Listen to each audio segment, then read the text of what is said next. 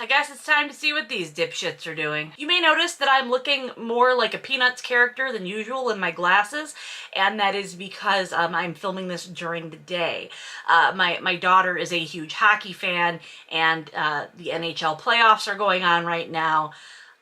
From like mid-evening to very late at night, this house is dominated by the sound of outraged screaming at the television. But she's not here today, so I'm gonna do a whole bunch of videos on one day while there is no screaming in the living room. The good news for you, though, is that my daughter is into hockey and she read Icebreaker as a result. And then after reading Icebreaker and absolutely hating it, she wanted me to do a breakdown of how much I hated it as well. Unfortunately, I did not hate it as much as she did. It was a 2-star read for me. It wasn't, you know, it wasn't the greatest, but it wasn't the worst, right? But she will be on hand in one of the videos to tell you about how much she hates Icebreaker.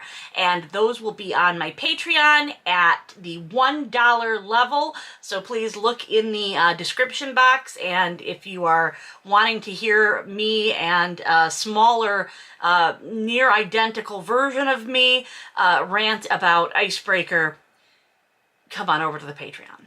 We're certainly watching Poldark here. Maxim is dressed in his long coat and Wellingtons, holding what looks like a walking staff as he paces the ground. He's trying to find a place to put the still for making gin because Alessia liked gin one time, so he has to make it his whole personality. Behind him, Healy and Jensen are bouncing along the lane, stopping to sniff and mark their territory like dogs do.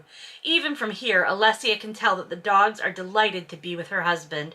They adore him, like she adores him. They adore him. They're dogs. And they adore him the way that she, his wife, adores him. So I think that at this point, we're not even infantilizing Alessia anymore. E.L. James is straight up like, this is his pet! You know how he always says that she looks every inch a countess? Well, she thinks that he looks every centimeter the lord of the manor. There's deer outside. I get it. That's what you need to know for this next part. She sees deer out the window. And Alessia saw a stag in the road the last time they were there. She mentions to the housekeeper, Danny, that she saw this big stag. And Danny is like, oh, did Maxim ever tell you about the legend? Because of course there's like now going to be some sort of magical, mystical, paranormal-ish element, I guess, out of the fucking blue, is what I'm assuming. Because all of a sudden she starts talking, Danny starts talking about how there's this legend, okay? Legend has it that the first Countess, Isabel, encountered a stag out in the forest shortly after her wedding to the first Earl. The stag spoke to her and told her that if her family cared for the wild herd, then she would be blessed with a long life and many children. And that's exactly what happened. The Trevithick estate has long been a haven for the deer. They're seen as a sign of good luck. That's why the 2 stags are the support in the family coat of arms. They symbolize protection for the earldom, the estate, and the family, my lady. And Alessia is like, you don't hunt them? And she's like, the housekeeper's like, no, not for centuries. They're humanely culled every other year to keep their numbers sustainable. I need to know, Erica, what you think hunting is and what you think modern hunting is. They don't hunt them, they just like humanely cull them. That is hunting. Hunting is humanely culling a population down. Like, granted, I know there's hunting for sport, I'm aware, but just the idea that a cull is somehow intrinsically different from hunting. I don't fucking believe this. I don't believe that for centuries, the people on this farmland have been like, deer are great. Deer are so awesome. I love deer. I want to have a huge number of deer all around my farm, everywhere. And I'm never going to kill one and eat it, even though times might get tough because, you know, we're fucking medieval here, right? Times might be tough, but we're not going to eat those deer because of the legend, and also because deer are just, for farmers especially, they are such good luck. What I'm saying is that deer eat all of your shit nonstop. They are rats. There is absolutely no place. They are vermin. Deer are vermin. Do you want to know how I know that E.L. James grew up in a city and never left it until she was an adult? Deer are vermin. They are pests. Hunting is pest control. And if you are a farmer, you are not going to be thrilled to see deer and be like, oh my God, deer are so fucking great. I love deer so much. I can't get enough. Everyone, let's not kill them. Let's just humanely cull them. Okay? That's not the same as hunting. We'll humanely cull them and, it's noted in here, eat their meat, but that's not hunting. And the fact that she saw the stag, and it's like, oh, it's about a long life and lots of children, I'm more convinced than ever that this bitch just got pregnant in the last chapter. Basically, if the herd ever falls, if the herd ever falters, then so will the Trevithick dynasty. The earldom will crumble if the herd does not stand. So what I'm really hoping for is like a plague of some kind, some sort of deer-related parasite, some sort of thing that only deer get that will decimate the population and thereby put an end to the Trevithick dynasty forever. I mean, the Trevelyan's, they're related to Christian Grey's parents, so let's wipe out that whole line. Alessia doesn't know what to say, but a frisson of hope for the future, a future for her and her husband, skitters over her skin. After all, the stag they saw when Maxim took them shooting seemed to be welcoming her.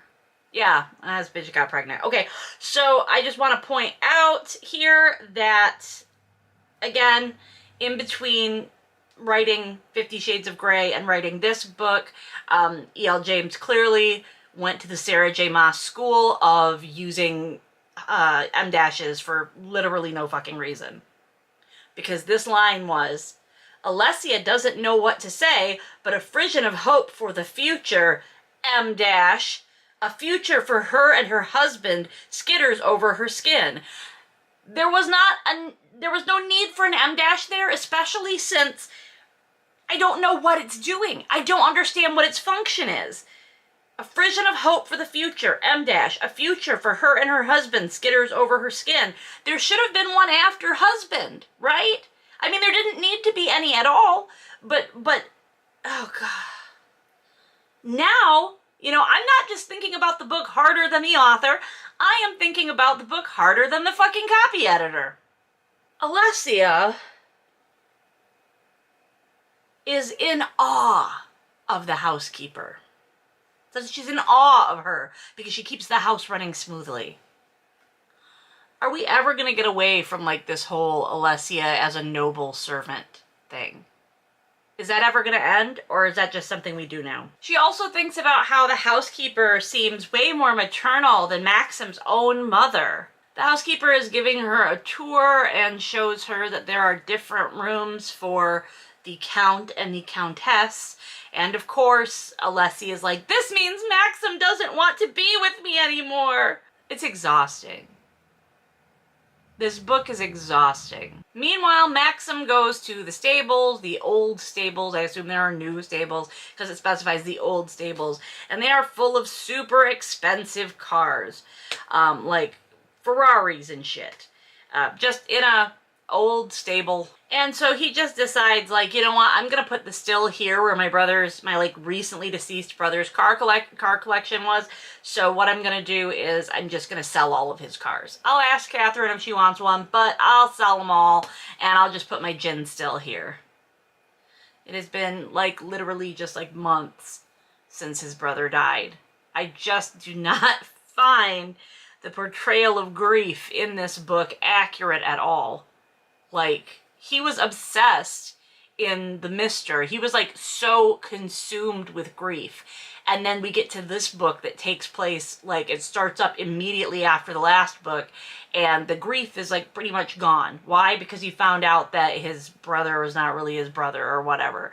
And it makes me furious that we went from all of this anger and grief and if things could have been different and blah blah blah, and then we hit this book and it becomes, well, Kit was Mom's favorite. Mommy always did like Richard best, you know, and then we get to like, well, we're gonna sell his cars. He's not really my brother anyway, because, you know, he's a half-brother, and according to this book, that means absolutely nothing. He comes in, he finds Alessia is sitting there reading a book, and of course she's like, do you want me to sleep somewhere else? Oh, conflict, he doesn't really love me, conflict. He is like, no, we'll just stay in the Earl's room, and it's like, it's all cleared up.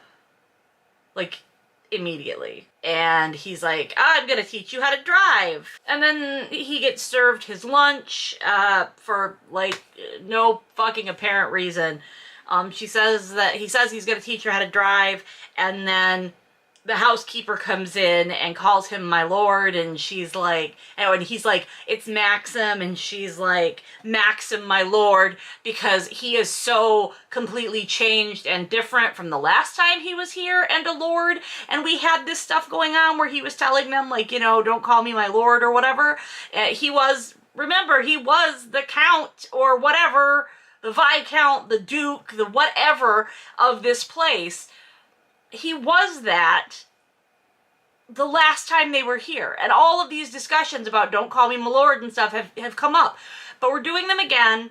I don't know why. And we have to find out that he's having salad niçoise with a Cornish twist. And he asks what the twist is. And it's pilchards instead of anchovies. Oh, isn't that delightful? Hey, section break. We are in the car. We are to teach his wife how to drive. He borrowed the housekeeper's car. Like, there's all these, like, there's a ton. He has, like, fancy-ass cars. I'm not saying that it's a good thing, like, you should learn how to drive in a Ferrari. But I find it amazing that they drove there in his car. There are other cars on the property that belong to him, but he is using the housekeeper's car to teach his wife how to drive for the first time. Like, can this guy be more of a dick? And he's teaching her how to drive this car that is, in fact, a stick. He didn't find an automatic to teach her how to drive. She's gonna learn to drive on a standard transmission. Like, legitimately, this is someone else's car. And so we have things happening here, like the gears grind as she thrusts it into first and revs the engine once more. This is someone else's car, sir. He is teaching her how to drive a stick shift when she's never driven anything before. And he's doing it on a bunch of fucking loose gravel. Twice in the same section, her tongue peeks out. Peeks is the word used. It's from between her lips because she's concentrating so hard. And of course, it's very sexy. This childish gesture is intensely sexy. I don't know if you can see it, but there's a mosquito in this room, and it is making me absolutely... Get out of there! Get out of my Kool-Aid, mosquito! Get out. Not for you. Kool-Aid is only for me to drink and to collect stray cat hairs in. You're doing so well, but beware, there might be deer in the lane. They should get out of the way when they hear this crate coming. You don't want to hit one. Kit did, once. Shit. And look what happened to him. Hell. I clear my throat, pushing my grief away, though I'm reminded that there's a mythical story about the deer that ties them to the estate, which I've forgotten. I must try to remember to tell Alessia. Boy, I hope we get to hear the deer story again. It would be a shame if we skipped the part where he told the deer story that we just heard.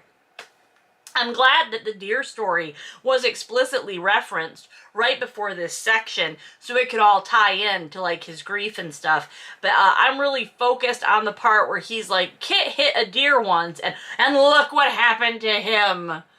As if, like, he didn't hit a deer and then die from hitting the deer, right? He died in a totally separate accident.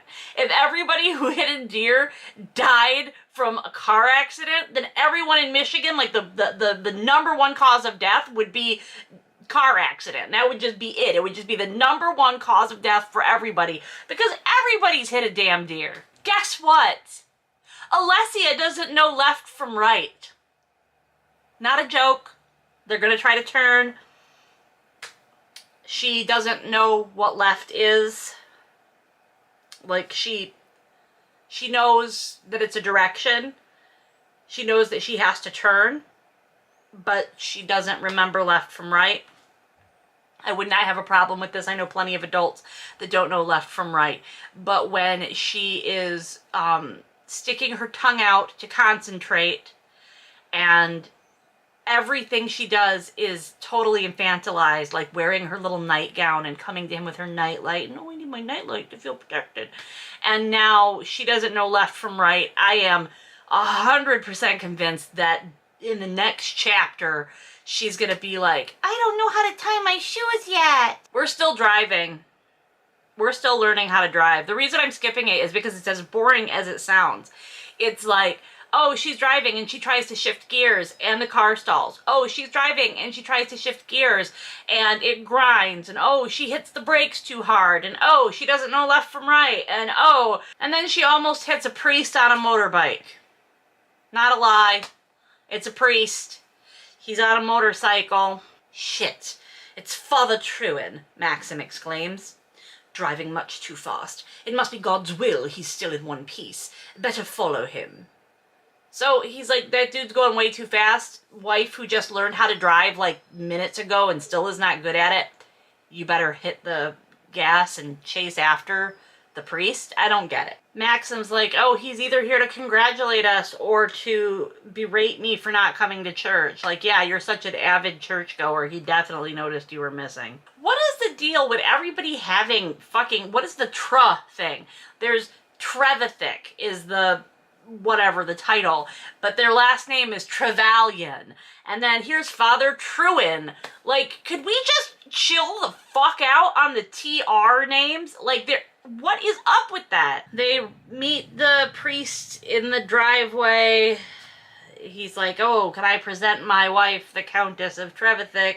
And apparently they already met him in the last book, or Truin has already been in the last book. I don't know.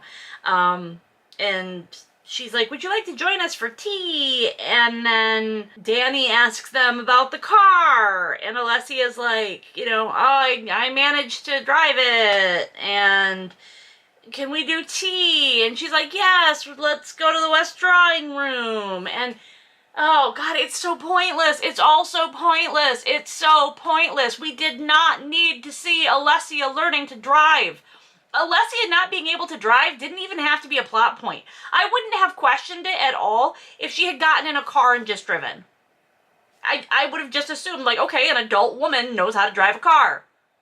I would have immediately, that would have been my thought. An adult woman knows how to drive a car. I don't need to see her learn how to drive a car. I wouldn't have been like, I simply cannot suspend disbelief that this woman can drive a car. Like, that would not have been my, so why did we have to see it? Why is this important?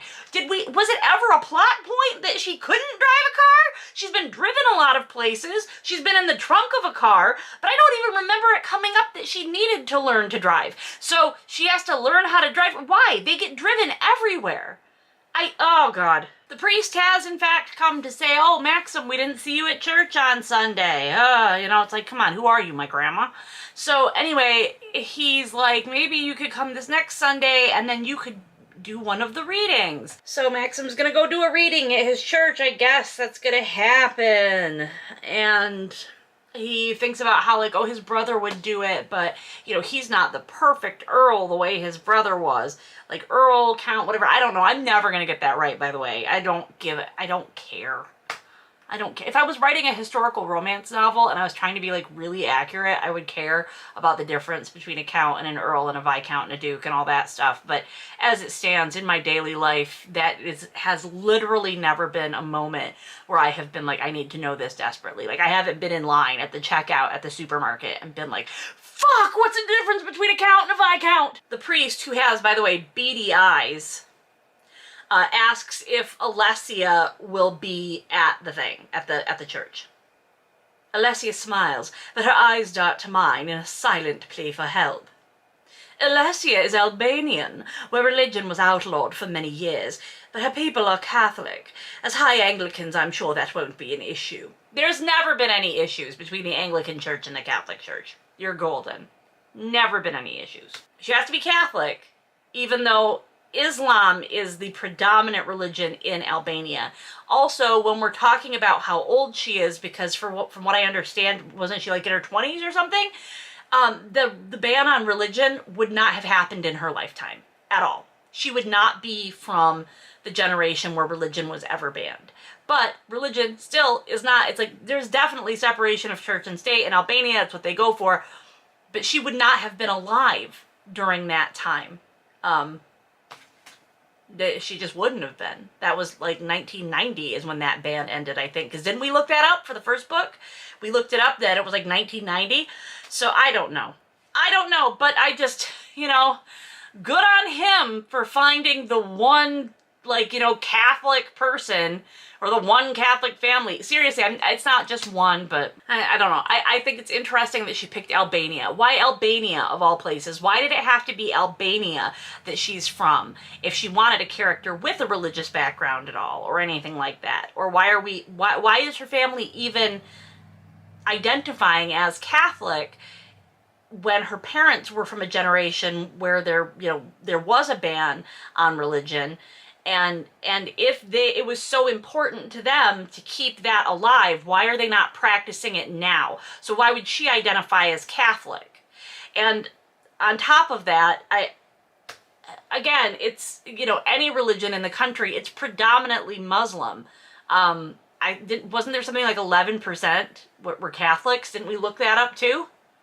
We've been on a journey, dear readers and dear viewers. Dear watchers, that sounds like I'm talking to the council. And then he says, you know, like, they're a broad church and welcoming of all faiths. And that sure is something that I've noticed about any sect of Christianity, is just how open and welcoming they are to other religions. The tea comes and Alessia serves it, and we have to hear all about how okay, I'll just read it since it's in the fucking book. She takes the teapot and pours a cup, using the tea strainer that Danny has provided, and hands the cup and saucer with a small teaspoon to Father Trowan. She offers him milk and sugar, pours some for me, and gives me the cup and saucer. Hiding my smile, I accept it. She's learned how to serve tea. Period. Properly. Period. Remember how before, in the last chapter, when he wanted to be mad at his mom, the whole social airs and graces thing wasn't cool, and it was just this awful abusive thing that his mother forced her to do somehow, even though it was Carolyn's idea, and he thought it was a good idea too, and he's the one that sent her to the course. And now she's serving the tea, and he's like so happy that she's doing it properly, and it looks so good. So what is it, Maxim? Is it horrible that she did this? Is it horrible that she's having to learn all this stuff? And is it your mother's fault? She's amazing and adorable. Even more so because I know she's done this for me. And maybe for herself. And maybe for herself is in a thought. But again, let's break this down. She's amazing. Can't stand on its own. She's amazing because she's doing things for me. She's amazing and adorable because she's doing things for me. And maybe for herself. But she's doing them for me, and that's where it's important. You want to hear somebody get jealous of a fucking priest? I turn my attention to our guest, who is fully conscious of Alessia and me grinning insanely at each other. His cheeks become rosier as he looks from me to my wife. Yeah, we're in love. Deal with it. I wish there would have been a dude at the end of that. But there wasn't. There was no dude at the end of it. Yeah, we're in love. Deal with that. Like, the guy whose, like, job is doing fucking weddings is definitely opposed to the idea of love. He's just like, oh my god, they're in love. I cannot deal with it. Dude, I cannot deal with this. I cannot deal with the idea of love. You're a married couple. Like, oh god, I know I'm gonna hate every line of this book, and I find myself doubting. I find myself going, is it really this bad? Or are you just predisposed to hate this because you've hated every other book by this author because they are all just uniformly boring and terrible? And so I can't tell. I can't tell at this point. But I want you to know. I want you to know that this is agony. You know it's agony because you're going through it with me right now. And then he asks the priest, like, hey, we can't get remarried after all. We thought we'd be able to, but can we at least get like a blessing in the church and like a ceremony with like a blessing? And he's like, yeah, we can do that in the summer. What a great idea. And then there's just a section break. There doesn't seem to be anything, any reason for this visit from the priest. Things just appear to be happening. Nothing was revealed by the priest showing up, other than us learning that she can pour tea now.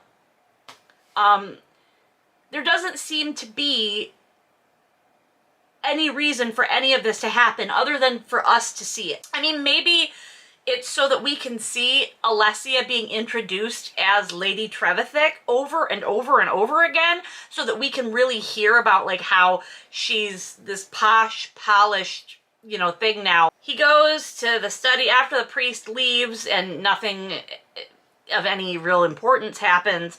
Maxim goes to look up stuff about gin and to sell Kit's car collection and to read about regenerative farming. He thinks about, as he's sitting at this desk, about how he hasn't actually sat here since Kit died, but then he did. Just let me know in the comments. Am I misinterpreting this? Is this actually, is this a Sarah J. Maas moment? Is this a, the room was empty save for 47 items of furniture, right? Let's just see. I've not really sat here since Kit died. There was that time when Oliver talked me through the burglary at Chelsea Embankment, and before then, when I visited the hall for the first time in my capacity as Earl, I sat here and mostly talked to the estate workers in turn. So he hasn't sat there since Kit died, except for the times that he sat there since Kit died? Like, am I, like I said, is this one of those things where it's like, you know, a Sarah J. Maas thing where she says that something is one way, save for, and then adds a whole bunch of, and by the way, I found a save for in my very first book, which I've gotten the rights back to, and now I'm like revamping it. It's got vampires revamping it. And I found a spot where I said save for, and I immediately deleted it. I used it correctly. I didn't say that something was, you know, completely silent, save for a list of sound effects. I just couldn't have it in my fucking book. I just can never see it again. We get to hear about all the stuff that's on the desk and what it's for and who owned it. But he starts messing around with stuff on the desk and he finds some keys. And one of them is for the safe. And he's like, this could be where the laptop and the phone and the journal, all the stuff that we're looking for, that could be where it is, in the safe. Not quite sure how this wasn't the first thought. That it's only occurring months later that perhaps this stuff that's important that your brother might wanted to have kept safe could have in fact been in the safe in his office. But we have the key, we're gonna get in there. Grabbing the key, I stand and open the large wooden built-in cupboard that once served as the serving platter closet, where the old Cartwright and Sons safe is situated. Why did I have to know that they used to keep fucking serving platters in there? I swear to God, every useless fucking piece of this book. Are you getting paid by the word? Have we done a Dickensian deal with this woman that she is getting paid by the word? So we absolutely have to know that where they put the safe is actually where they used to store platters. He does find the laptop in there. and there's no phone and there's no journal. But he says there are also various papers that he doesn't have the energy to explore. I don't know. If I was looking for a bunch of information on whatever made my brother race off into the night and get killed, I would maybe look at those papers too. I don't know. But it's also really interesting that we already have the answer. We've been looking for the laptop, the phone, and the journal since the last book. And at least I believe we were, because I'm almost positive that he had a phone conversation with Carolyn in the Mister about it. We know what the big thing is now. We know that it was that he found out that his dad, it was not his dad, like wasn't his biological dad. And now we're finding this stuff. So I cannot wait to see what the plot twist is and why it really happened. He takes these keys, he goes through the drawers, and then that's where he finds the journal and the iPhone. He doesn't even try to look at the iPhone or the computer because he's like, oh, they're probably password protected.